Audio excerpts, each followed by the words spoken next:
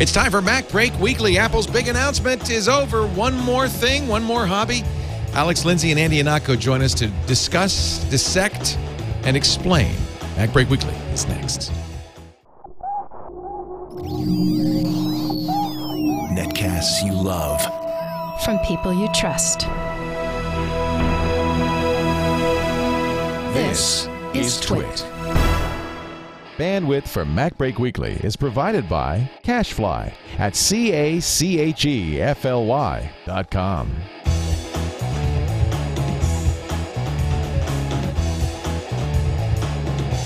This is MacBreak Weekly, episode 210, recorded September 1st, 2010. Apple's fall announcement. MacBreak Weekly is brought to you by Go to My PC. For those of us who work around the clock, access our files and applications around the clock too with Go to My PC.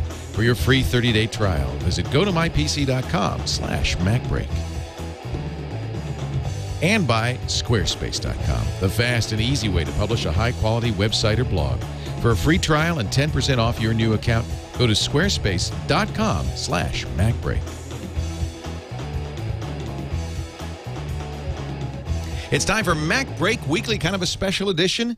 We're recording this right after Apple's announcement. It's September 2010 announcement at the Yerba Buena Center in San Francisco, California. Joining me right now, Mr. Alex Lindsay from the Pixel Core. Hello.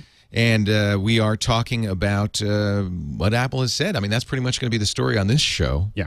If you didn't see the Apple announcement, of course, Apple streamed it live for the first time in a long time, maybe as much as a decade.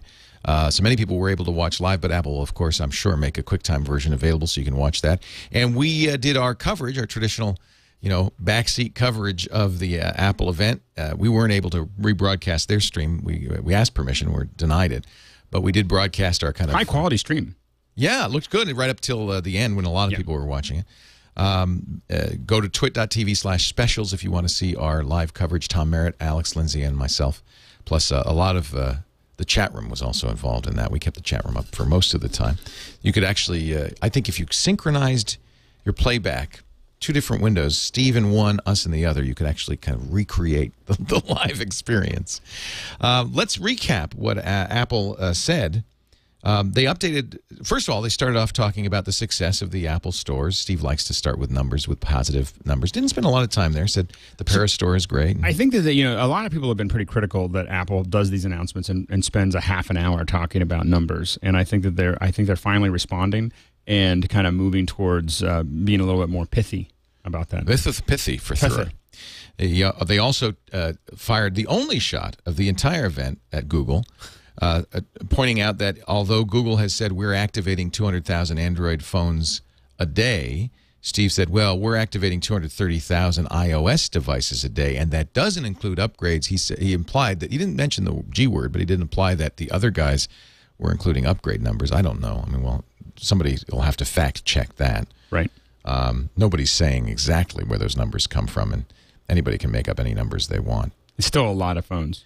Well, he said there are 120 million iOS devices out there now with the iPhones and the iPod Touches and the iPads. That's pretty good. Not a lot of time spent on the iPads in this one. He announced iOS 4.1 and a lot of new features in 4.1. But they're for the iPod Touches and the iPhone. Right. HDR. They did announce, well, HDR. Let's go through this one by one.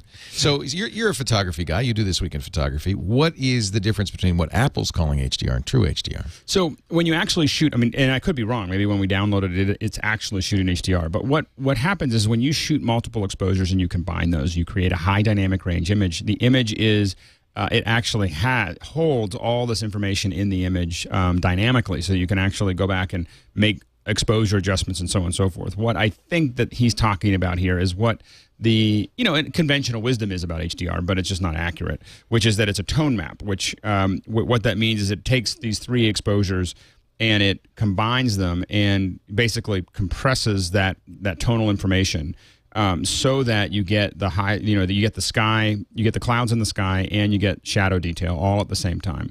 And anybody who's shot outside with your iPhone knows how frustrating that is. You want to take a picture and everything's blown out or everything's in shadow, So that's what this is doing. The thing that I'll be interested to see is that, of course, to make all of this work, you need to be able to get 3 photos that are right over top of each other. So I'm curious how effective this is going to be when it's taking 3 photos, handheld, and you have a little bit of motion. Now, image stabilization that they're already using might improve this. You could do some stitching. There's a lot of things, and there's a lot of things that they could do. The images aren't that big, so it is possible for them to do it. It's a strange thing to announce, don't you think? I mean, is this something? This is certainly not a feature people were demanding. They weren't, but I will say it does up the ante for other phone manufacturers because no one else is doing it. There are other cameras that are doing it. Fuji makes a camera that uses what they call EXR, which is essentially the same thing, except it only uses 2 exposures. 3 exposures is really the proper, in my opinion, the proper way to approach that. In fact, I'm going to be shooting some HDRs in your backyard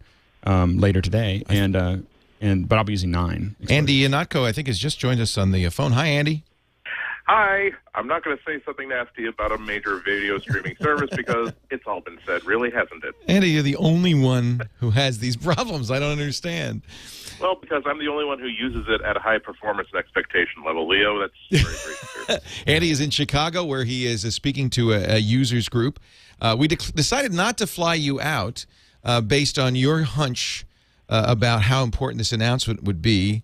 Now, after the announcement, Andy, do you feel like that was the right choice, or do you wish you were here? Well, I certainly wish I were there. Actually, the decision wasn't based on what I thought was going to happen.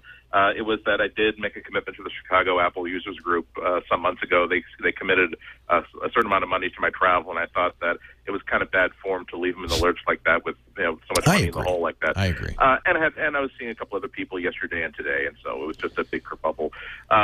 So yeah, I definitely wish I would have been there. Only because hey, how often do you get to hear solo acoustic music from Coldplay, or at least one member Chris of Martin. Coldplay? Well, it was big stuff. There was just like a lot of little stuff. Even the the video stream cut out for me at the very, very start of the introduction of the Apple TV devices. It's still called Apple TV. Yeah, we're going one by one through the announcement. Okay. And actually, your timing is very good because we've just begun. So I should shut up and I'll just participate. But Andy has blogged this. His live blog is at ihnatko.com, and you can go there and see Andy's thoughts in real time as he was watching the stream. We started by talking about the features of iOS 4.1, which will be available for the iPhone and iPod Touch next week, not for the iPad.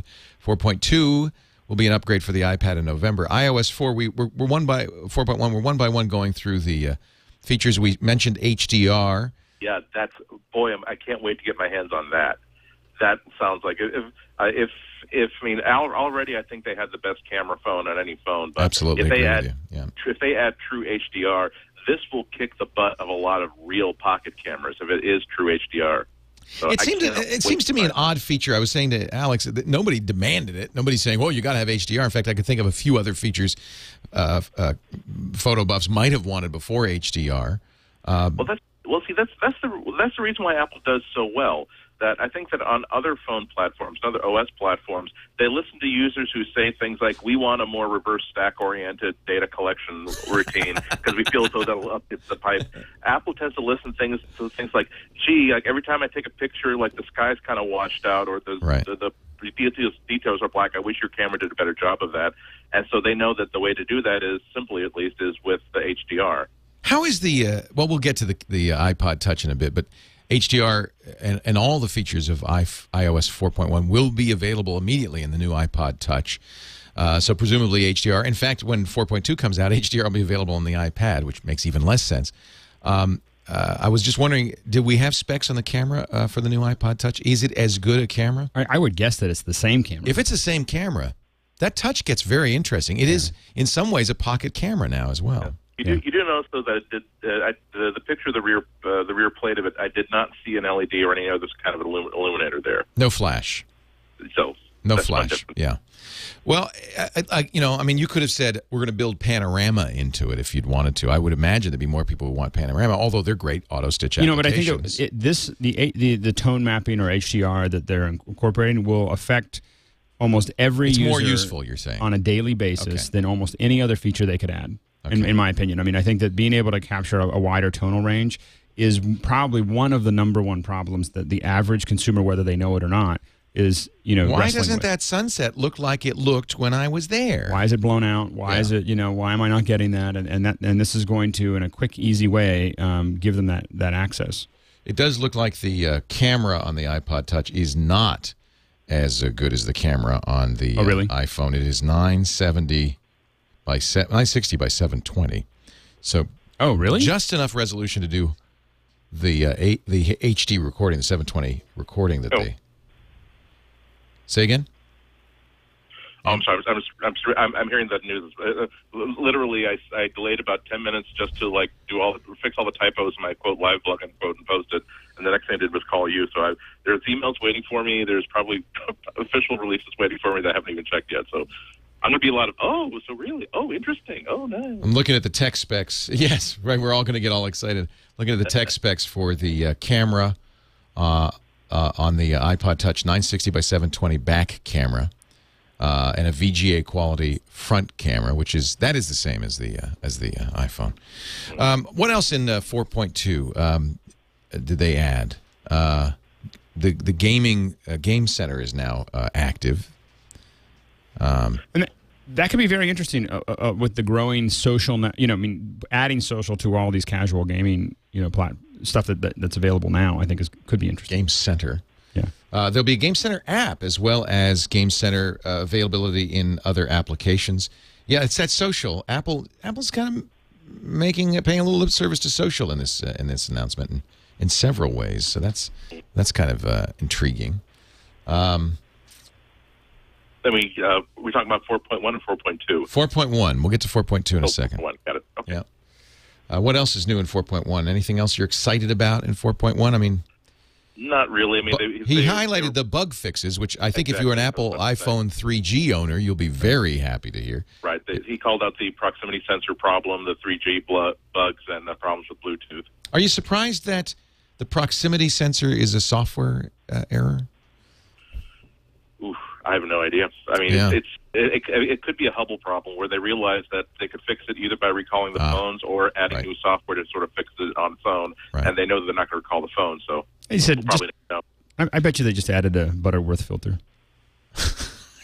That's actually a technical. Is it Mrs. Butterworth? It's a low pass filter. Oh, okay. But I just throw a Butterworth. Anytime we have problem with motion capture, we have motion capture with jitter and stuff. I just add a Butterworth. Well, as an iPhone user, iPhone 4 user who has had problems with the proximity sensor, I'm glad to see that upgrade. That'll be available next week. These are free too, which is nice. In the past, they've charged for iPod Touch upgrades, but they won't charge for that. Did they say which iPod Touches? Will all iPod Touches be able to use? I guess so. Well, there was an asterisk next to when they said when it's going to be available for multiple devices, and so there is the legendary not for all iPod Touch devices. The really old ones, no. Yeah, exactly. I mean, if you got a black bezel and a squared off back, then I think you're going to guess that you're not going to be able to get some of these features. Right.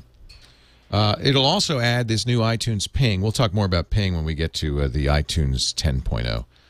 Release. But you will have the iTunes TV show rentals built into your iPhone and iPod Touch as a part of iOS 4.1.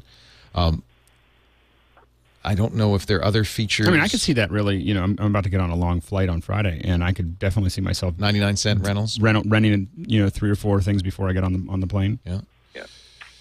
4.2 will be available in November for all devices. It will include an iPad update, which will bring HDR and Ping and all the other features to the iPad that will be. Maybe not, because that's a feature of the camera app, and unless he said in the announcement. I remember this because I thought that's odd. Right. That HDR would be available for the iPad. Now the only question is whether a new iPad comes out in November that has a camera. Or whether you meant it would be available eventually for the iPad. Right. If you had a camera, you could do it. Right. But you don't, so you can't. All right, so there's the software updates, 4.1 and 4.2. 4.1 next week for free. 4.2 in November for free. I think that's pretty exciting. Then he moved on to iPods and started with a new iPod Shuffle, which really is a lot like the old iPod Shuffle. Buttons are back, baby. No longer the Wrigley chewing gum stick or the Dentine stick. It looks back like the old previous generation. Hopefully, also not the I forgot I clipped that to my collar.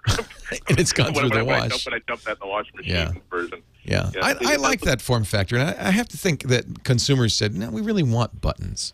I had no interest in the gumstick version. Yeah, I think the gumstick version is actually the only iPod I've never bought.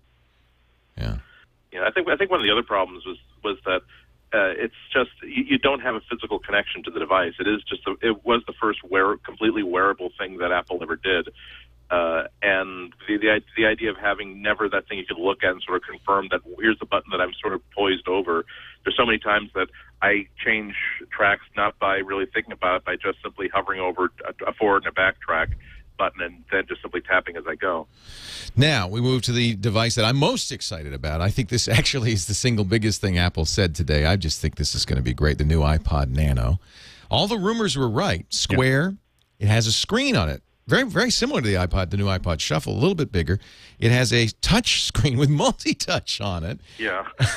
I'm not sure how you're going to do like a 3-finger touch swipe gesture on this thing.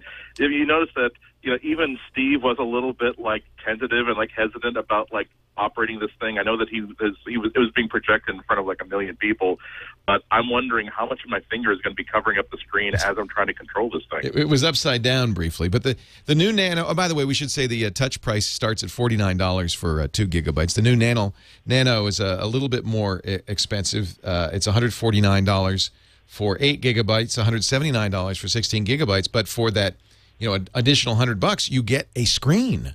A screen. 240 by 240. That's a pretty nice screen. Yeah. The screen that can show you album art, show you photos. You can do slideshows. He showed a wristwatch as well, an analog watch. And I have to say, at that size, that might make a pretty good replacement for your wristwatch. I mean, the thing is, 200 PPI is really getting close to an art magazine. I mean, it's better. It's better than it's amazing to see these little displays going better than print. Not an OLED, probably another IPS LCD screen, I would think. I'm not sure about the watch angle though, because it probably is there going to be a preference you can actually keep it active and burning like 24 that's a good hours question. a day? Well, you just touch it and you see what time it is. It also has an FM radio built into it. They did take out the Nano's camera. That was clearly a feature that just at the time I thought, oh, watch out, Flip. But once we saw the quality of the Nano camera, I think Flip wasn't in too much trouble. Right. So it has Thank You Plus. It has the pedometer feature. And it looks like no video playback at all. So I think Apple's stepping back a little bit on the Shuffle without controls and on the Nano with a camera and video, reserving those features, really for the iPod Touch, where it makes a lot more sense. I do wonder how much that was dictated by the shape and size of the thing itself. That they said that we'd like to do video, we'd like to have a camera, we'd like to have video, we'd like to have these features, but how the hell do you make it useful on a device with no physical buttons? Yeah, I think that's completely reasonable, isn't it? I mean, it's a pretty small little sucker, but I think very attractive in 5 colors, silver, blue. Yeah, I like what Tom said. He said, no, that's not blue. That's I can't remember what he said. Aquamarine and pink, cerulean azure, and green, and a yellow that looks like mustard. I think it's a mustard. That was yellow. nicer than what Tom said. I think it was I who said it was urine color. Oh, was that you? Yes. It's a little. Well, it depends on your urine. I was going to say straight asparagus, antifreeze. But I think this is a great product. I think Apple really owns the music player marketplace. It doesn't have to work too hard to keep that dominance. But man, there is no oxygen there. I mean, when you look at these, I mean, from $49 all the way up to $400, there's just the best option at almost every price except for maybe $99 is the. We were a little concerned because there was no mention of the Classic at all, but it's pretty clear now that that's going to continue. It's still in the store, but it mustn't be a big seller. Go ahead. It's curious because Steve did say we're updating updating all of the iPods. Right. So I don't know whether that means that except for the Classic. You can also get the Classic, and now you have the option of buying it or not buying it. That's the upgrade. That's the upgrade. Well, it is the Classic. It's still listed. I mean, it's right there. There's the Shuffle, the Nano, the Touch, the Classic, as part of their product line. So it must be selling enough to keep it. It's for the high capacity user, right? Yeah. 160. They don't have any gigabytes. other solution that does that, and that you can keep your whole library on. Right. And that's what this does well. That makes a lot of sense. Now let's get to the touches, which I think is also pretty exciting. Essentially putting all of, as we expected, I think, all the features of the iPhone 4 in a touch. The Retina display, front-facing camera and FaceTime. By the way, I'm going to stand by my contention early on that FaceTime was a non-starter, at least as configured. And maybe it's a little bit more successful now that there's some more devices you can use with it. Yeah. Do you guys use FaceTime? Andy, use it? I use it there are a couple people that I use it with fairly often, and there have been more than a few conversations where someone's trying to describe something to me, and someone says, "Oh, are you on an iPhone? Well, why don't I just show you this thing?" Really? Yeah. I wouldn't. If I didn't have that feature, I wouldn't necessarily miss it, but I wouldn't go so far as to say that I don't use it. In order for it to succeed, either you have to go 3G with it, and that's probably not going to happen, or you got to get more devices like these iPod Touches out there. Yeah. Now, if you get another 50 million devices out there that can do it, that might make the difference. And people have to get used to it. I notice how little I want to, when I'm talking on the phone, the one thing I notice is how little I want to have a video. Like I do FaceTime a fair bit of time, but I always sometimes feel like, oh, now I'm sitting there talking to this person. I don't really want to be doing Well, I'm now this. Unitasking when I could have been talking to him with it on my phone and washing my dishes. Well, that's always been my feeling. I think that's one of the reasons, frankly, that these camera phone solutions, which have been around for 40 years, have never taken off. People don't really want to be seen. Right. A phone call's a phone call. It is useful if you're asking how to do something. Like there have been a bunch of times now where we just got a new piece of streaming hardware at the office, and what I really wanted to do was get on FaceTime with their engineer and then point it and say, okay, now what do I push next? Right. I think those kinds of just-in-time support could be very useful in this kind of capacity. I do think a Retina display is great. It's too bad the camera isn't a little bit higher quality. But it'd be great if it had the iPhone 4 quality camera in there. That's kind of a surprise. I've got a list of questions I need to ask Apple, and one of them is will it even take still photos, or is it at such a low resolution that Apple doesn't want to associate themselves with? They don't mention it, do they? Yeah. They only mention high-def video. FaceTime is using a front-facing camera, the VGA kind of camera that is... Yeah, they don't... I'm just looking at the ad. They didn't show anybody taking a picture at all. That's too bad. I mean, that's a real opportunity. This could be a pretty compelling point-and-click camera. It's a good enough camera. If they made it a higher-res camera, if they used the same camera. It's kind of surprising that they would go down. I'm sure it's price point. Maybe there just wasn't even enough room in the bezel. It doesn't ape the thick profile of the iPhone 4 like that. Well, and that's one of the selling points. It is very thin.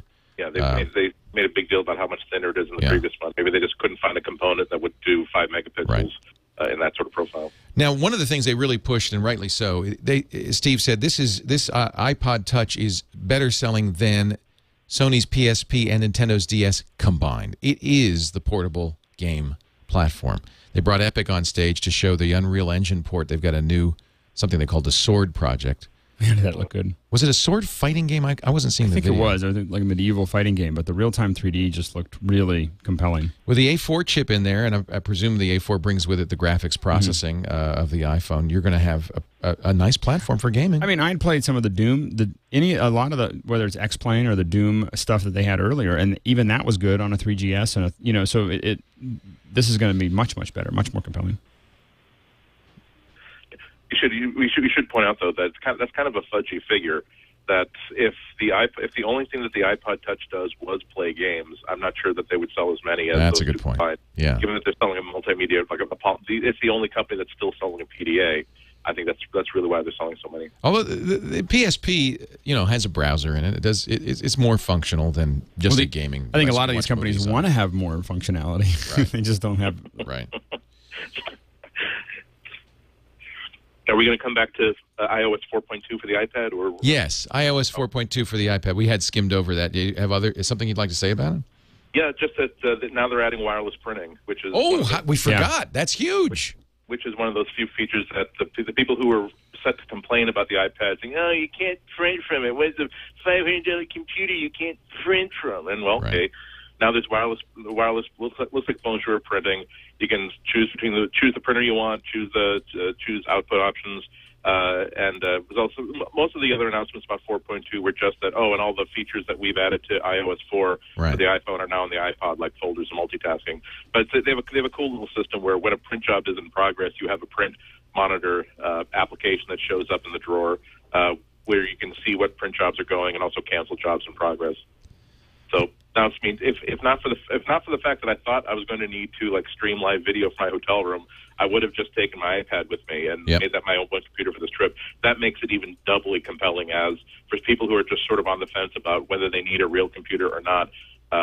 Really, an iPad plus a Bluetooth keyboard, I think that'll take care of 80% of what people need a computer for now, especially since you can print natively. And we should mention that once we get to the new Apple TV, that you will be able to take content that is on the iPad or the iPhone or the iPod Touch, already downloaded, it seems, not streaming content, but downloaded content, and play it back on the new Apple TV. So yeah, that's a cool thing. But we'll get to that a little bit later on. But I liked it, but then I thought, you know what? It kind of burns me that like a really complicated $99 A4 powered network device and a Wi-Fi network will allow me to play this purchased content from my iPad onto the TV. But this $29 cable that Apple sold me specifically to connect my iPad to my HD TV will not play this content I purchased. That's a little frustrating. We're going to have something to say about the new Apple TV as we get to it. That's going to wrap up. I believe the two of you will have a certain unique perspective on that. I do have to say that Project Sword sounds very interesting, and you can now download the demo of the castle that you might have seen if you watched the video for iPhone and iPad on the iTunes store. So I'm going to download that right now. I'll play a little bit of it back from my iPad. I'll wait. It's free. Come on. No. We'll get it faster. It's just a demo. Oh, I see what you're saying. I see what you're saying. I want to do it. Yeah. I think this is one of the most compelling features of the A4 is and the Retina displays. It's a really great gaming device, and it's something that they're beating. While we're getting Angry Birds on Android on Friday, and I've seen some pretty good games, including Assassin's Creed and so forth on Android. Apple's still got to beat all 6 Ways to Sunday in terms of easy. It's easy to buy them. It's easy to play them. Yep. It's easy to buy them on the Android. You just go to the marketplace. That's not that hard. You search for it and you buy it. It's not that different. In fact, Epic or somebody, I can't remember who, just released a whole bunch of game demos for Android. That have we heard many reports? The last report I saw of people who are developing for the Android and the iPhone just say that the cost for effort is way, how much they get out of it for how much effort they put into development. For development is just a much better solution. I think some of that has to do with people's comfort with Xcode. If you're an Xcode is very polished, really beautiful. Well, there's a lot of interface stuff that helps you make something look pretty quickly, right? Which I don't think you have as much of in the Epic Citadel. I'm going to download that right now, install that on my system, and we'll be playing that momentarily. Huh? Epic Citadel. But I will say that if we have an Android TV controller, that had all the apps, I'd be more likely to get an Android from my house. I guess we're going to go into that in a second. We'll talk about it. The not iTV, the Apple TV.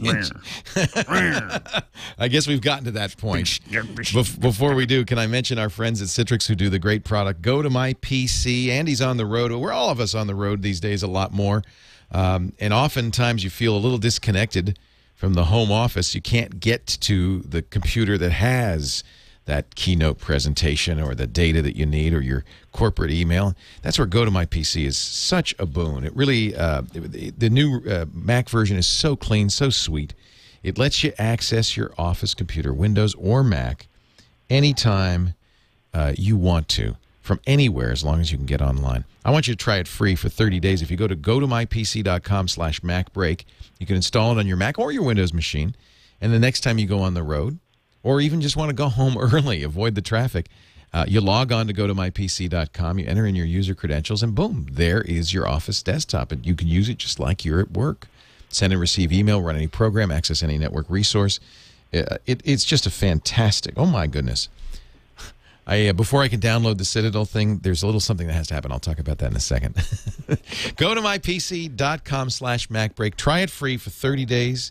We thank Citrix, those great folks at Citrix, for their support of MacBreak. And for their new Mac client, which is a sweet thing, a thing of beauty. You can see it free by going to gotomypc.com/MacBreak. I just want to say the one thing. We now use it daily. PC or Meeting? Well, we were actually a mixture of GoToMeeting. We have people that are using GoToMyPC. We are also now subscribing to GoToWebinar. Yeah, they or have Goto, and products. And we have all these meetings that are going on constantly. And once you get over the how do I get started on it? You're just like, oh, we don't really know what the client needs, so why don't we all get together online? We got someone in LA and someone in Phoenix and someone here, and let's just get all online, look at the computer, and talk about it. And it's so seamless. So I was mentioning before I could download this, I have new terms of service, as has happened last time when they updated iTunes. But these are particularly related to ping and the availability of TV rentals. New terms have been added to the iTunes Store terms and conditions with respect to ping, which allows you to follow friends and favorite artists to find out what they're listening to. By opting into ping, you agree that information you provide and information about your activity on the iTunes Store may be shared in the manner described in the terms and conditions. If you do not want others to view any information about you, you should not opt in to ping. And then there's the terms and conditions, a total of 35 pages. I'm just going to read that all right now. I'll be back in an hour or two, and no, I'm going to agree to it. Does anybody really read that stuff? The last time they said, "Would you like us to email you this?" They didn't do that this time. I'm too much of in a hurry. I wonder if ping will be on these portable devices. I guess they said ping would be available. They said it'll be available on the portable devices. That's pretty cool. Yeah. So let's talk about ping before we get to Apple TV, because we didn't mention that. Andy, while we were doing the live coverage an hour ago, I remarked, "Wow, this is Apple saying loud and clear to Twitter and Facebook, we're in social too." I think the impression I got was just that they're kind of tired of Facebook and Twitter having some success there and helping to promote iTunes in a way that iTunes really can't control. And so they're trying to take away a lot of that traffic. And it's not so much that they want they want the money. They just want to have the control of what that transaction is, what the experience is. Right. Does anybody know if affiliate links works within the Ping ecosystem? Like if someone buys a track that I've just bought or recommended, do I get like an affiliate? We're speculating about that. If that happens, it'll be incredibly huge, in my opinion. I think that turns into, then you have people who are market leaders making money doing this in a closed system, and I think you'll see a lot of people pulling their Twitter followers into Ping because they're going to generate revenue there. Don't you think Steve would have said, though, if that capability were there? That's... Maybe not. They don't really talk about the affiliate. There is an affiliate program for iTunes, and they don't talk about it at all, but if you dig around, you could find it. Yeah.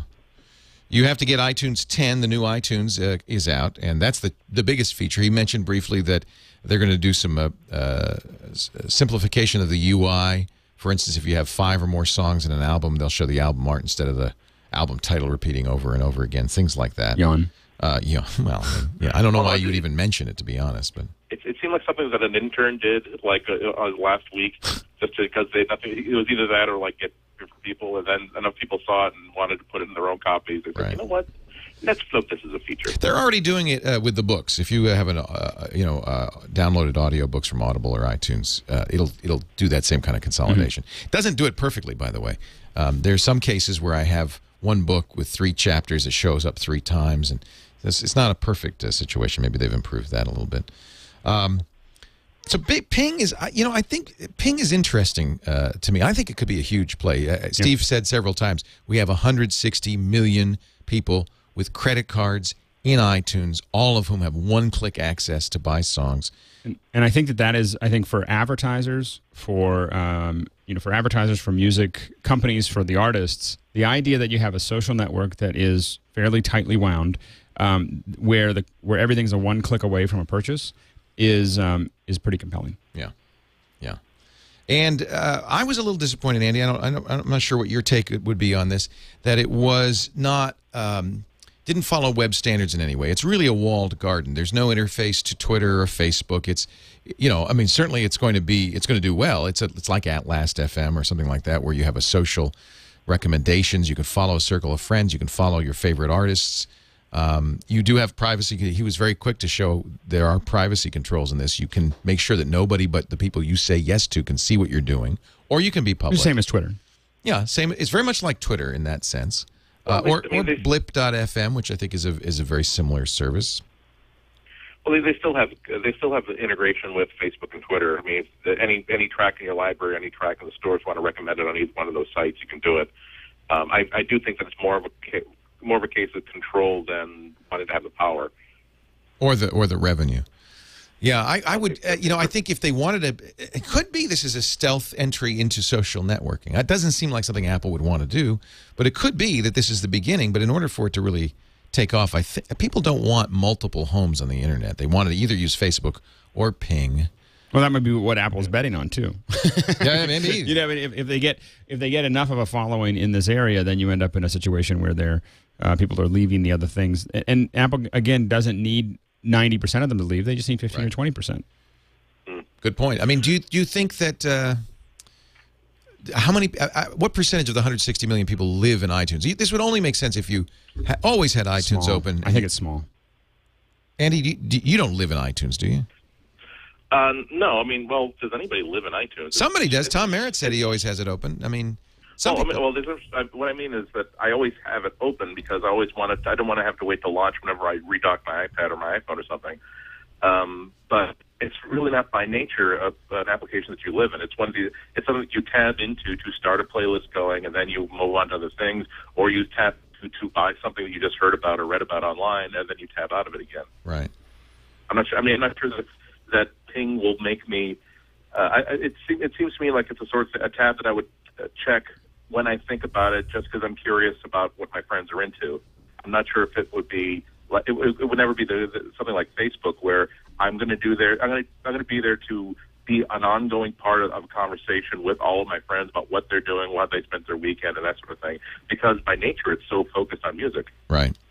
I will, if they have, if artists can include podcasters, we'll certainly have to have a Twit page there and hope that there'll be some activity there.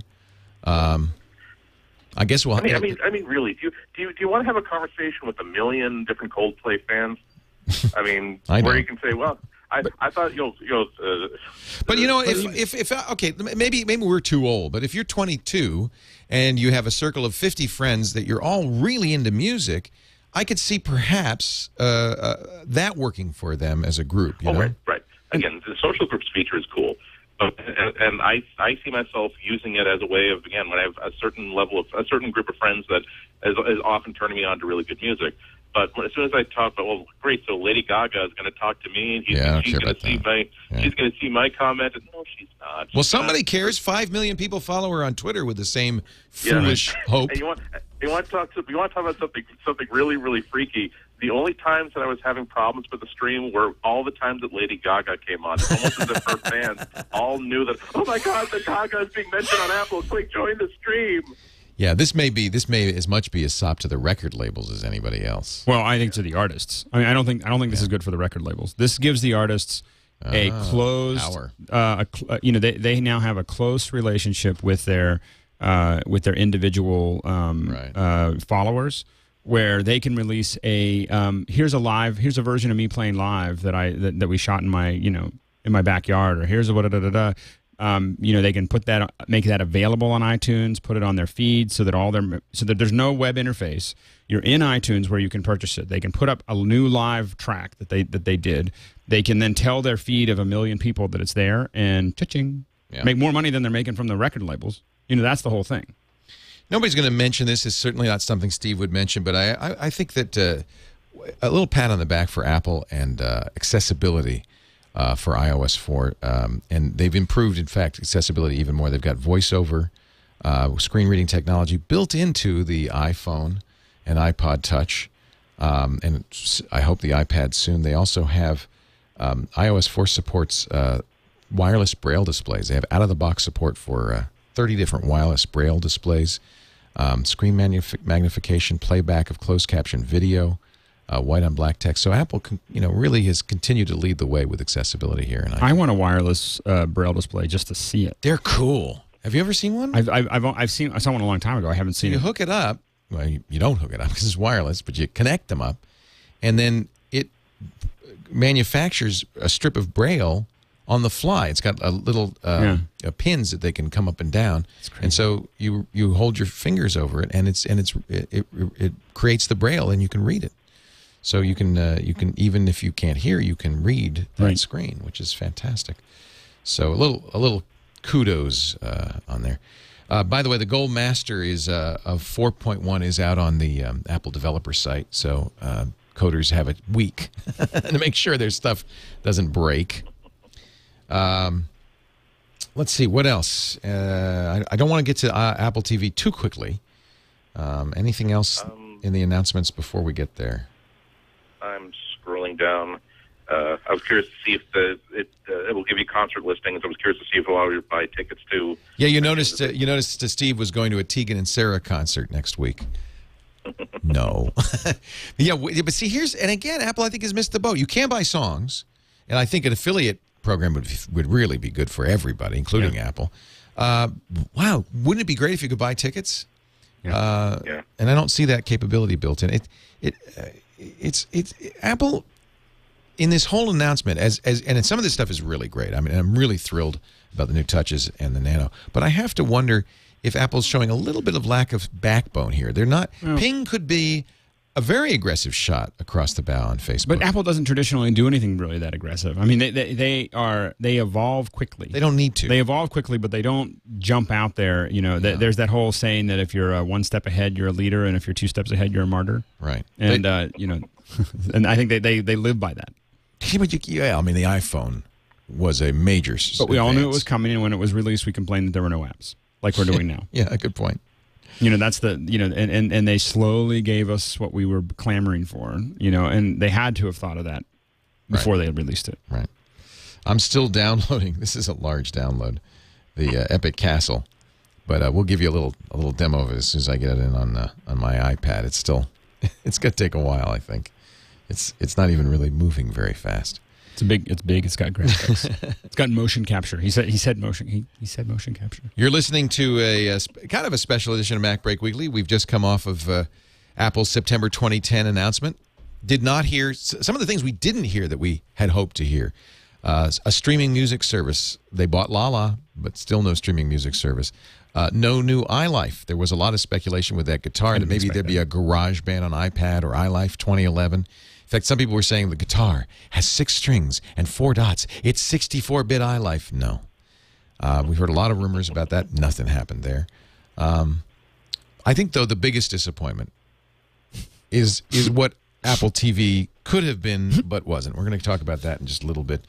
Andy Ihnatko is here via phone from Chicago. Thank you for joining us, Andy. We're glad we could get you on, even if we don't see your shining face. And Alex Lindsay in studio with me.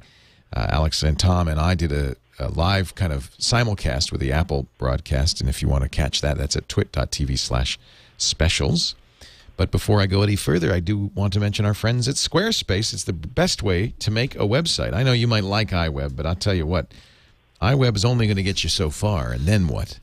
With Squarespace, you've got a great-looking site, as easy as iWeb, if not easier, that's compliant with web standards, that gives you all the hosting you need, much more capacity than something like MobileMe, for instance, at a much more affordable price. And look at the other things you get. Complete social media integration, including Twitter and Facebook and Flickr and LinkedIn and Quik and Pandora and everything else. The incredible Squarespace iPhone app. You can import your blog and export it, by the way, from movable type WordPress, TypePad, and Bloggers, so you're never stuck. Great photo galleries and the templates. They're gorgeous. They start with gorgeous templates, but they're easy to modify with just point and click, drag and drop. You don't have to be a designer to get a template or a site that looks like it was professionally designed. And best of all, looks like no other. Just take a look at some of the examples at squarespace.com of sites people have made. You know, every Squarespace site is unique, is yours, has your touch on it, because it's so easy to customize it and then make it look gorgeous. You could try it free right now for 2 weeks. You don't even need a credit card if you just go to squarespace.com/MacBreak. Squarespace.com/MacBreak. And look, there's Jeff Kanata. His site is on Squarespace. Kevin Rose has a great site on Squarespace. Sarah Lane is on Squarespace. Our own Inside Twit blog is on Squarespace. We just love I'm on it. Squarespace. Yeah, that's a lot of what you do is on Squarespace. Yeah. I know, yeah. Squarespace.com/MacBreak. Try it free for 15 days. Import your content, see if it matches your needs. And then, if you decide to buy, look at the amazing pricing, starting as low as $8 a month. That's hosting plus the software. It's everything you need. And as your site gets bigger, so can Squarespace. 10% off right now if you sign up use the coupon code MacBreak. 10% off not just this month, next month, or this year, but for the life of your site. Squarespace.com. Use the promo code MacBreak to buy. Use squarespace.com/MacBreak to try it free for 15 days. And we thank the folks at Squarespace. They're a great sponsor. They've really been great for us. All right, time to break out the hankies, because we're going to talk about Apple's hobby. It was the one more thing at this announcement, and it's interesting because even the slide said it's still a hobby. Well, did it say that, or was that simply how he characterized the previous attempts to do it? It said it on the slide. It said he said, well, no, I really think he was referring to the previous few years of it, because that was part of a litany of excuses, or rather explanations of, well, here's where we screwed it up, and we designed it as a computer, and people don't want a computer. It was based on a lot of amateur hour content. People want professional streaming media, and we now think that storage is to computers today what wires were to computers 5 years ago, that there's something that should be deleted if possible, all this sort of stuff. So I understand, but when you put up a slide that says one more thing, and the thing is crossed out and it says hobby, of course it's a callback to the times he's called it a hobby, but it's also a little bit of a statement that don't get your hopes up too high here, kids. Yeah, we're still moving forward, but not as fast as you might want. I don't know. You're right. This is silly tea leaf reading, but I did think it was interesting that word hobby was on the slide. It's like beta. It's Apple's version of beta. Right. Well, again, they still haven't said how many Apple TVs they've sold. So if in January, like when they're announcing like a brand new version of the iPad, and part of the usual 10-minute preamble mumble jumbo after talking about the new International Space Station Apple Store, they say, and in just 4 months we sold over 2 million Apple TVs. then you'll know something. If they say it's been a successful launch, we're very proud of it. Anyway, about the new Apple Store in Aurora, Illinois, over 500 square feet. Yeah. Then that's when we'll know that it's still a hobby. Well, I have to say, I don't think it deserves to be more than a hobby. I'm very disappointed with, they did some very interesting things. I think, okay. Well, first of all, let's just summarize what it is. It is A4-based, which means it's iOS-based. They don't say anything about the operating system, and they don't expose it in any way. It's very similar to the old Apple TV interface. There is a remote, just like the old Apple TV. There doesn't seem to be any lip service to the Magic Trackpad or any of the other iOS devices. There's no storage. It's streaming only. Everything in HD, 720p HD. Apple is going to turn off the buy feature in movies and television and let you rent TV shows for 99 cents and rent movies from $2.99 to $4.99, depending on how current they are. He said people don't want syncing. They don't want storage. They don't want a computer. They just want something that works. The good news is there is Netflix. That's kind of a relief, and it looks like there are still podcasts on here, although you'll have to stream them, not watch them from a download. You will be able to download movies and TV and podcasts onto your other iOS devices and play them on the new Apple TV. So I guess if you really want to watch this show after we record it, or I don't know what happens. I guess you could stream it from the download. I'm not sure exactly what will happen to podcasts. It really is what Hollywood wanted, which is rentals only, no storage, no piracy problem. Well, see, I really think this is a winner. I think this is I think this is a really smart update. It seems as though the simple thing they did is simply someone put a Roku box on someone's desk and says, let's make one of these. People like these. People are buying these. So what features do we want to steal from it? Well, the first thing we want to steal is $99. We don't care about the other features. We want to make sure it is $99. And a good price point. Yep. But not right. That's definitely within the consumer's, oh, what the hell, I'll give it a try point. Especially when you consider that you don't have to sell somebody on the idea of Apple in order to get them to buy this. If all you tell them is that here's a cool box that plugs into your HDTV and lets you stream Netflix, a lot of people will buy it for $99. They'll definitely buy it based on that. And when you tell them that if you also happen to have a copy of iTunes, it'll go two ways. It will find any iTunes library with shared content anywhere on the network and play it through your HD TV. You can also be sitting on your sofa and decide that you want to play this video content from the device you have in your hands through your HD TV. That'll work great too. And then you add Flickr, then you add YouTube, and you add a little extra hotkeys. But as a $99 box, it gives you access to Netflix and also 99-cent TV shows. I think they've already got a winner. I think it's their game to lose. I don't think they're going to kill Roku. I'm saying that if this is not a successful product, that's not a failure on the design and the pricing, I think. Well, of course, Roku has its channel store, which gives you a lot more content, including Amazon rentals and podcasts and downloads from the major networks and so forth. And let's also mention that just yesterday they issued a press release announcing price drops on a lot of their hardware. In fact, their price now for the top Roku box is exactly the same as Apple TV's $99. Right, and if all you want is Amazon Netflix streaming, you can do that for about $30 less now. I thought that was the last hammer, the last nail in the box that told me that everybody really thinks that Apple TV is definitely happening on Wednesday. That couldn't have been a coincidence. One thing missing from the back of the Apple TV is component out, which is the analog kind of hole that the Roku does offer. You know, Alex was showing his USB this little Blackmagic recording device, video recorder that you can connect to that. That's what the industry would like to get rid of, is the availability of some kind of analog output. There's only HDMI and optical audio out. There is a USB connector on the back. Nobody talked about what that's for. It says service and support. So it's just like the USB. For jailbreaking. Jailbreaking, yeah. Service and support. No power brick. It's silent, of course, because there's no fan in it. Doesn't need to be. Yeah, I mean, it's an interesting product. It's certainly an improvement on Apple TV, but it's not going to be something that Boxy Box or Plex or Roku has to worry about. I will say I can't wait until someone digs in. For those of you who are out there developing, I can't wait until you dig in and jailbreak this bad boy, and just make it an iPhone. That it'll be jailbroken, I'm sure, fairly quickly. I just want to let you all know that we'll promote it heavily. The point is that Google is going to do and Andy, we talked about this last week. Google's going to be out here with Sony and Logitech and other players, Dish, with a Google TV that is an Android device that does support the App Store. Is it a mistake for Apple not to put apps on this, Andy?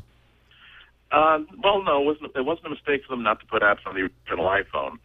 Either, and that seemed to do okay. I do think that they're going. One of the questions that should be in all our minds is they're obviously going to be using the standard iOS application tools to get more features onto the device. Whether that's going to be something that anybody can add features to, or whether that's just a way that when HBO decides they do want to add a $10 per month subscription model to the Apple TV, whether that's just if you internally write this special application, we at the Apple Store will sign it. And allow you to put it on the device. That's what we're going to be talking about. I think it comes down to their commitment to that statement. They said that they believe that consumers don't want a computer plugged into their TV. They want an entertainment device, and being able to run arbitrary software does not qualify that as a consumer video device. No, you could put Pandora on a Roku box. You could put so much on a Roku box, and you cannot do it on this new Apple TV. And I think that's a big mistake. And I will say, no matter how disappointed I am, because I'm very disappointed, I just keep on looking back at the iPhone and going, oh, I can't believe they won't let us put applications on here. And it just made you insane. It made me insane. So you think that it's possible that they will open up the iOS on this, make it? What my question is, if that's their plan, why didn't they do it right away? It doesn't sound like that's their plan. What they typically do is they give you something simple and then they slowly allow you to make it more complicated. Why? Because it gets more, it keeps it, everybody's in a safe space, and then we're just going to give you another little safe space. And so you don't have a lot of people going, oh, this doesn't work. I don't understand why this isn't, I got lost in my interface, and, that kind of thing. They're going to get used to one interface, and then we'll add a little something else to it. That tends to be their pattern. Right. Even though we want it now. I would like it now.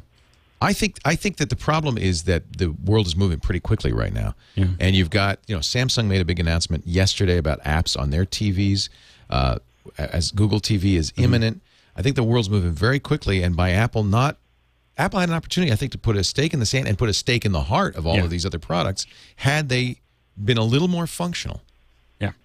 No, I think that I do think it's a big miss. I mean, I think I can see that they're trying to keep it simple and trying to move it forward, but I think that this could end this conversation real quick. or give everybody a little time to catch up. Mm-hmm. So, Andy, you think this is the right product at the right time? I think it's a necessary step. I think it's a good idea. I think that they sort of saw the bus starting to pull away from them. That if they didn't do something to make sure that they get control of people's TV screens, then that would present a good opportunity for somebody else. I don't think it would have been an opportunity for Google because Google is not good at that sort of stuff. But certainly Boxy, certainly somebody else. Yeah, but you don't want to bet on a company fumbling something. Exactly. Well, but a company like Boxy could be doing things that if a studio, remember that Apple only got 2 different networks to sign on to these TV show rentals. They had Murdoch and Disney, and that's it. And that's it. And imagine that if Murdoch is Fox, I should say, just so. Exactly. Imagine if the other networks and even some of the premium cable networks decided to go to Boxy and saying, number one, we are interested in helping you develop a Boxy box for consumers. Number two, we seem to feel as though we are in a negotiating position of considerable strength. Are you willing to adapt to what we think that this box should be? I do think that a company like Boxy would say, yes, sir, HBO, sir. If we can sell HBO through our devices, we will most certainly put in whatever controls and software limitations you want to put in here. Yeah. So that's what Apple's dealing with right now in terms of limitations. I think that, I'm racking my brain trying to think of, is it a technical issue? Is it a rights issue? Or is it merely, and I have to think it's this last one, merely that Apple didn't want to move too fast? How do you mean? Like what Alex is saying, which is they didn't want to scare anybody. Including the industry, that wants to have. I don't think the industry would hate this idea. I think the only people who would hate, and we talked about this last week, the only people who would hate an apps-enabled Apple TV would be, well, the bandwidth companies, frankly. Oh, right. I don't think the competitors wouldn't be too happy either, but I think Verizon and Comcast would be none too happy because they're disintermediated. A box that had a Fox app on it and an HBO app on it would put the cable companies in a very difficult position. Apple. One thing a lot of people ask about why Apple keeps on accumulating an enormous amount of cash. Apple is going to get to a point where if it wanted to buy one of these companies, they could. They don't want to buy one because they want to deal with it across the board. As soon as if Apple becomes Comcast, then it makes it very hard for them to do a deal with Verizon. Maybe, but all I have to say is how many Apple users would switch over to an Apple-owned network? No, but we have to think about it. Clearly, Apple lacks the spine to do that. They could have done that with Ping and said, we want all you Facebook users to come on over, and they didn't. Right. They could have done it with... Oh, God. That would have been the most narcissistic, the most Don Quixote move ever to say that we want to take over the traffic of the single most important and most popular site on the Internet. You don't think Steve is capable of doing that? I think he's capable of doing it, not saying it. I think he's capable of thinking it and then realizing that no, that would be a move that would fail. And I'd like to do moves that actually have a chance of succeeding. And let's not forget, he does have a board of directors that he has to convince. And he may well have said we could beat Facebook, and they may well have said over our dead bodies. Yeah. So it's that's when the blowgun with a little dart that's always like within reach, ready to take him out. That's the first time it's taken out of its case from its hidden space from underneath the boardroom table. All right. Well, here's the test. Let's ask the chat room. $99 available. When is the Apple TV available? Next week? Next month? You know what? You can pre-order it this week. It's due at the end of the month. End of the month. He said within 4 weeks. Within 4 weeks. How many of you, chat room, we've got 1,000 people in there, are going to buy the new Apple TV based on what you've seen today? Haven't seen a yes yet. One guy in the audience, he's going to buy one. And a couple of yeses, but well, I mean, we're getting a few more now. Maybe it just took a while for the Apple people to figure out how to type. But I was mean. Yeah, I would say it's actually a surprisingly large number of yeses. In fact, a number of people. How many of you have actually ordered it? A number of them have already ordered it. Wow, that thing's including, by the way, Jeff Jarvis, who tweeted just a minute ago that he's already ordered his. So I was wrong. I think this is enough. I guess the real question is this enough of a product for you to order it, right? It's obviously not as everything we'd like it to be. Is it enough for you to get it? I'll tell you this. I've been studying adding Roku boxes to my house over the past year and a half. And I think I bought my last one like 6 months ago for the last TV in the house that I watch regularly because I wanted one on every TV. And if I had known that Apple TV had existed, then it wouldn't even have been a question about buying an Apple TV instead of a Roku. See, I use the Amazon on the Roku, and I use a lot of the channel store stuff, including our own channel. So for that alone, I would continue to buy a Roku as opposed to an Apple TV. For me, it's the integration into iTunes. And I know that there's a channel that there's an external service you can use through the Roku that will let you connect to your iTunes. You're streaming your local iTunes up to this company server over the internet and then back down to your Roku box. But the ability to simply find another iTunes library somewhere on my network and just have access to, just be listening to my music as I'm doing housework would be the huge win for me. A lot of people are saying, oh, it's got the A4, but see, you don't see any benefit to the A4 until they make it a iOS box where you can put games or whatever on. And I think there's an opportunity there to make it an A4, an iOS device, but I don't think they did it.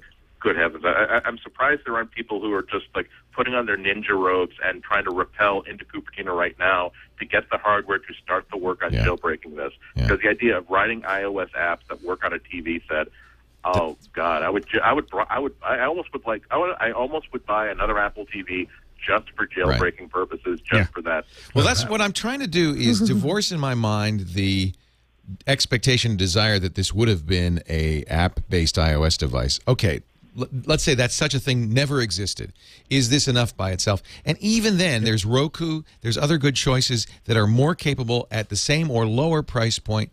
I don't see this as a compelling product. If I didn't already have a Roku, I'd be leaning towards the Apple TV. If now that I have a Roku, maybe I'm not going to be in a rush. I'll probably get one to test one because I'm on this show. Yeah. Well, I'll get one. Just exactly. So, but I'm not. And by the way, I'm a very happy Apple TV user and have been since day one. Mine's sitting around. It's gathering. It's dust. Less. Well, that's what happened, and you admitted that happened to you too, Andy.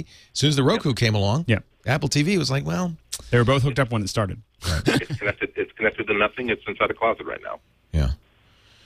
Very interesting. And of course, now the other shoe's going to drop. We're going to see what Google TV looks like, whether it even comes out, whether Logitech, Sony, and Dish can make a product, and what it looks like. It's an opportunity for Google, but perhaps Apple knows best. One thing, final note, Apple did broadcast this live for the first time in years. Alex and I, Andy, were trying to figure out when's the last time Apple streamed an event. Do you remember? I believe it was 2002, 2003. So it's been a while.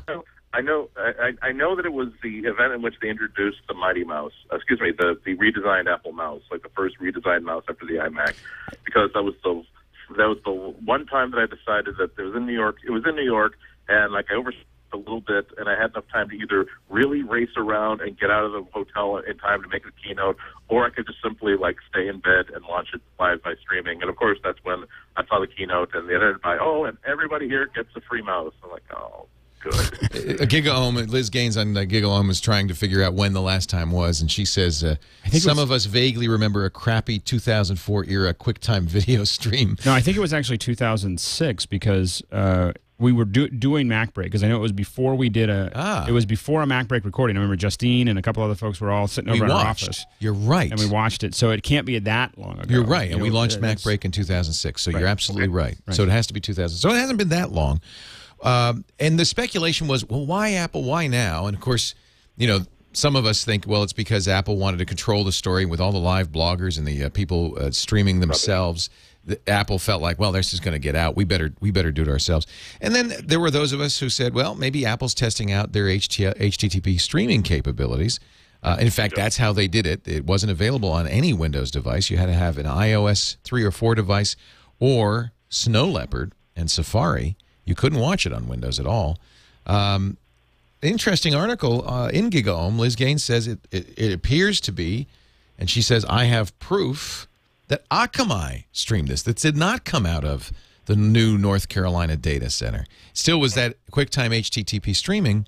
But I think Apple owns like 12% of Akamai. Yeah, it makes sense that they would use Akamai if their North Carolina data center weren't yet online.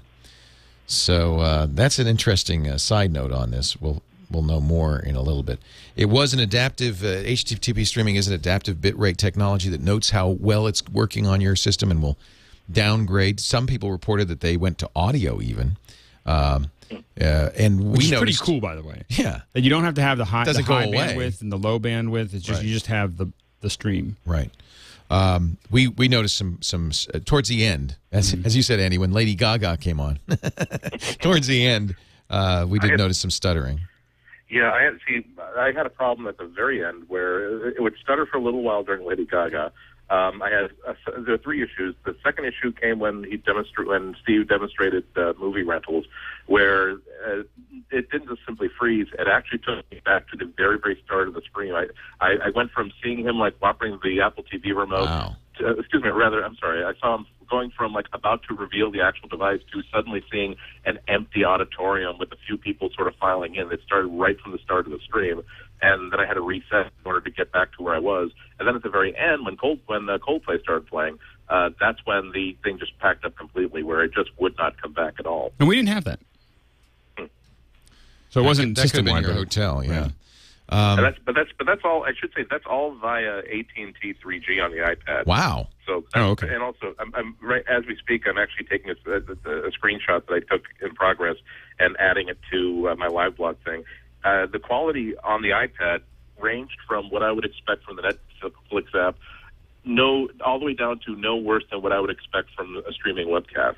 It was a very impressive, except for the times when Lady Gaga came on. It was a very impressive performance. I have to say, and Liz might be wrong. I'm looking at the live visualization that Akamai offers, and in fact, right around when this broadcast, the Apple broadcast began, there really wasn't much of a peak. It's not much different from the day before. In fact, a little bit even lower than the day before. So I have to wonder if, in fact, either Akamai is not reporting the streams that they were providing Apple, which I wouldn't be surprised, or they didn't, in fact, do it at all. It could have been a blend too. Yeah, that's right. That could be. Final thoughts before we wrap up on this Apple announcement, Andy Ihnatko? A lot of there weren't as. I'm not terribly disappointed that I didn't go to attend the event live. I would have loved to be there, and I would have been at two places at once. There wasn't that absolutely transformative stardust, moon dust, and peace on earth, goodwill towards men that you would get from like the iPad launch, where you just walk up. The iPad launch and even the iPhone 4 launch, where we feel as though they totally changed their business in a material way. I think that what they did is they added a lot of really good incremental features to a lot of existing products. I think that the Apple TV is obviously a revolutionary upgrade. I mean, it is a brand new product, but I don't think that it is yet a product that consumers have been scrambling to get. I mean, just no matter who makes it, I don't think the consumers have been scrambling for a streaming network box for their TV. So for that reason, the impact of the Apple TV is going to be seen 6 or 7 or 8 months off. But a lot of good stuff to go through, and there's going to be a flurry of emails in several directions later on tonight. And I can't wait to get my hands on some of this sort of stuff just to see, again, how many fingers can you put on a 1.5-inch touchscreen and still do practical things. I don't think it's going to be a good gaming platform. I'll put it that way. One of our chatters, Web3278, is reporting that he's put the Gold Master 4.1 on his 3G, and he says big improvement in performance. That's a good thing. We were at the point where we were telling people not to put iOS 4 on any device older than a 3GS. So that's good news. Alex, Lindsay, your final thoughts. 24-13. Was that the over-under? That's the football score. Now, if you watch the game and they won 24-14, it wasn't 35-0. I agree. It wasn't 24-23. It wasn't close, but it was a strong performance, not a commanding performance. They definitely have very compelling products for the holiday season, and it would have been great to see them use their passing game a little bit more. But a good, solid running game to stay ahead. I mean, it's coming up. Football season starting. So. You're saying Apple's keeping their head down and grinding out the yardage. I think they're running out the clock. I think that they've gotten ahead. They're running it out. They're not. I think that's a mistake because I think the competition is coming up strong, and they're in the. I think they needed to stretch out the secondary. Google's in Apple's red zone. I think there's a potential problem here. I think we shall see. I think they need to stretch out the secondary with some long throws. I think Apple came to play. Yeah. There's no question about it. And chose a fairly conservative point of view. I'm very excited about the new Nano. I think that that's going to be a hell of a product. Yeah. And certainly a flashy, eye-catching product. When you see somebody with that new Nano in the subway or on a bus or walking down the street, you're not going to miss that. It's going to be like when you had the first iPads where everyone asks you, what do you think? Can I touch it? Yeah, pretty amazing. I have to say I'm disappointed that Apple did not go for the Hail Mary play with the Apple TV. I thought they had a real opportunity to not only go ahead, but really to take everybody else out of the game. Yeah. And we'll see. It may be that they're going to do that next year. Maybe in November. But it may be too late. I think this is the time. If you wanted to take the ball out of the hands of Google and Samsung and Sony and all the other players, now is the time to do it. I think they're still trying to figure out what consumers want. I think this is just their first big edit, their first big rewrite. So I don't think they're confident enough about what the Apple TV product should be to make that kind of a bold thing. So the iPad was 3, 4, 5, 6 years in development. It's true. In which case they clearly saw the product, the need. They clearly saw the product they wanted, and also they had the advantage of seeing the success of netbooks in the marketplace to see here's how people are using computers that cost less than $500. Here's what they're expecting out of them.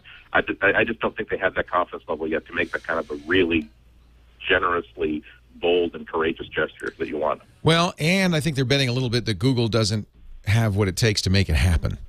And, I don't think so either. And I think that they may be right on that bet. But Google has a second life, a second chance at this point.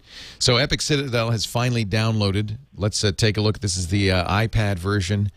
This is the Unreal Engine. This is merely a demo available in the iTunes Store now. Pretty already. Of the Epic port, which will be Project Sword sometime this fall. I guess I'll turn the audio up just a little bit on this. Oh, it crashed immediately. Well, thank you very much, everybody, and I hope you enjoyed that opening screen. Maybe. I've had a couple of these, these high-performance ones, that I have to restart my iPad. I might have to restart to clear out some RAM. Yeah. And go away. And another crash. Yeah, try restarting. So I'll restart, and maybe next week we'll get it. It is a beta. It is a test. It is a beta. Thanks, everybody, for joining us. Now, you better get back to work because we've been spending a lot. What? I have an announcement. Oh, plug time. I have a plug. Alex Lindsay from the Pixel Corps. Yes, sir. Here comes the plug. So we are very excited about iOS apps, and we decided we want to start writing our own. And we're trying to find programmers and so on and so forth. We decided we just need to train some folks. And so we actually got the guys from Big Nerd Ranch to come up to Pixel Corps and do a class. Oh, how exciting. Yeah, and I think Big Nerd Ranch is awesome. It is the place to get trained for programming. I have dreamed of going there for a week and just taking a vacation learning to program iOS. And so this is an iOS class. It's going to be held at the Pixel Corps in San Francisco, so it's unusual for them to come out. Aaron Hillegas is actually teaching, which is, he runs the place now and doesn't teach as much anymore. And he is the master wrangler at the Big Nerd Ranch. So Aaron Hillegas. I have his book, and he's the Cocoa guy. I'm really excited. And so this is designed for people who haven't programmed before. It's designed to ramp you up. It's 5 days. It's a good price for this class, and it is at Pixel Corps, and there's only 10 seats. What? And so it's already sold out, probably. Well, yeah. Well, the thing is that some folks from here, I think Lisa's coming down, and some folks in the Pixel Corps. My CEO is. This will be very interesting. She's gonna be writing your iPhone apps. She's gonna be writing iPhone apps. That's awesome. She's very good with numbers. I wouldn't put it past her. No, I totally think. Yeah. And so the thing is that we're very excited, and so we hope a couple of our listeners, a handful of our listeners, come join us. So that's great. How would they get involved? Go to pixelcore.com? Actually, go to bignerdranch.com, classes, and you'll see. If you go to locations, you'll actually see Pixel Corps. If you go to the schedule, there's only one available right now it's the commuter iOS class, and it actually says with MacBreak down the available classes. Okay. So, and this is just really, we want to build some MacBreak apps. Video in it? Are you going to show no, people? No, it's a class. It's going to be closed. Okay. Yeah. So, but we really hope people come check it out, and we think that it's going to be the beginning of us doing a lot more iOS stuff next year. Alex is at the Pixel Corps, pixelcorps.com. If you want to join that guild of multimedia artists who are learning and working together, pixelcorps.tv for Alex's podcast, including MacBreak Weekly. Alex, thank you for being here. Oh, it's working now. Ooh. It's working. Andy Ihnatko is with the Chicago Sun-Times. His website is... Say again? I was saying I should give a plug for my appearance in Chicago tonight. If you go to chicagoapple.org, you'll find all the details in the meeting. At 7 o'clock, I'll be at 25 West Hubbard, and obviously talking all about what we have just heard about a couple hours ago. So it's open to the public. By all means, drop by. Justify my presence, justify the expense that was undertaken to bring me in here. CWOB.com is Andy's site, and go see him speak tonight. This is pretty cool. You know what it reminds me of? Google Street View for the Middle Ages. Look, we can wander around. I can go up there. I wish Street View worked this way. The Street View should work this way. Big Hollow. Yeah, it's quite beautiful, and you can tell it's the Unreal Engine. It really has that. It reminds me a lot of the original Unreal, to be honest with you. So we go in the... What's great is they've already figured out all the tricks that make all this kind of stuff work. The UI stuff. Well, not only the UI, but the rendering tricks that were required for the old computers. Right. Can be reapplied to these things to take... Oh, I see what you're saying. By reusing the engine, yeah. Reusing parts of the engine in ways that you calculate it, in ways that you call, faces that aren't being, that aren't displayed. There's, we had to deal with little computers for so long that we've gotten good at it. Wow, this is actually... I can't wait. This might be the game of the year if they get this out. Look at that. Well, imagine being also able to having a Google SketchUp exporter. Right. You could, for an architect, be able to, put it into the Unreal Engine. Wow. Imagine, previs for firefighters. Being able to say, "Well, show me everything," and be able to have it on an iPad. There's a lot of opportunities once the Unreal Engine's there. Ladies and gentlemen, I'm going to get back to work, but you might want to play with this for a little bit longer. Thanks for joining us. MacBreak is broke.